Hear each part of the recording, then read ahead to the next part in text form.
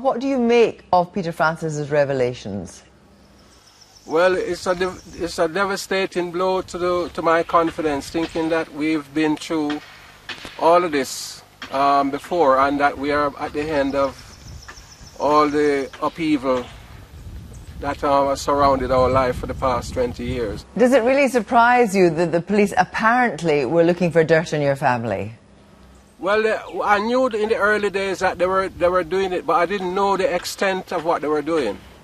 Now, your former wife, Doreen, says that she remembers thinking something was strange that was happening because Special Branch wanted the names of all the people that came to pay their respects. What happened? We had a blue book that we recorded the names of the people who were in the house every day, and they wanted to see this book. And we couldn't understand why they wanted to see the names of people who had come from as far as Birmingham to kind of support us in our hour of need, and we wouldn't give it to them. So you didn't give them the book? No, we didn't, because we couldn't see what connection the people that was in the house who came to support us had with the murder of our son, so we refused to give them the book. But were you aware that they were trying to collect that information in another way?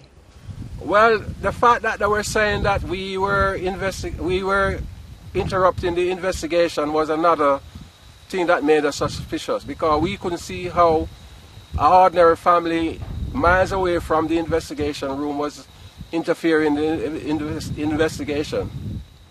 Can you tell me, you think that the police were saying that you were interfering with the investigation? Yeah, they kept saying that the family was interfering with the investigation.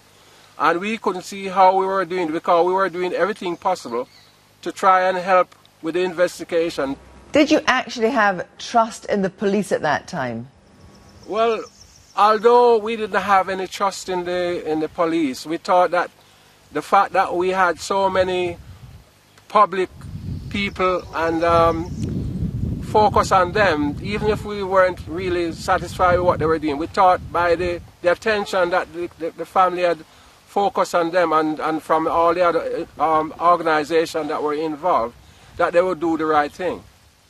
Now, are you surprised that the police held this back from the Macpherson inquiry? I'm surprised, but I'm also really, what you say, I was getting to the stage where I was starting to feel as if they had done something wrong, they had apologized, so we can move on from there. And now, 20 years later, to hear something like this. Does it make you angry?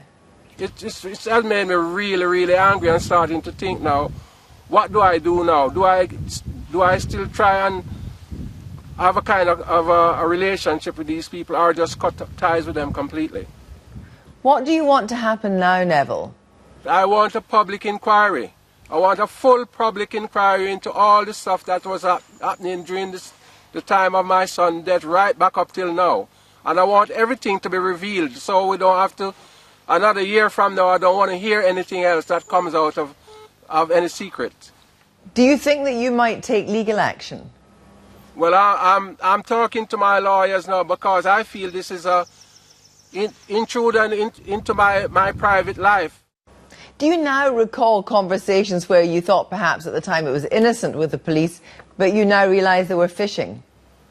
Well, from the first investigation and all the fiasco that's happening, and all the things that was said, that all the papers had gone missing, I started to doubt these people who were investigating the crime. But then what kind of option do I have? I can't investigate the crime myself. The family couldn't do that, so we had to rely on whosoever they sent to do it. Neville, thank you very much. Is there anything you want to say that I didn't ask you? Well, I'm now 4.5, nearly 5,000 miles away from all my family, my daughter, my son, my grandkids. And for me to be dealing with something like this by myself is not very easy, because normally when there's a problem, I'm in London and I'm surrounded by my solicitor, my friends, and everybody who knows about the case. In Jamaica, I've got nothing like that to kind of help me with, so I've got to be dealing with this by myself. Thank you, Neville. Thank you very much indeed. All right then, Kirsty.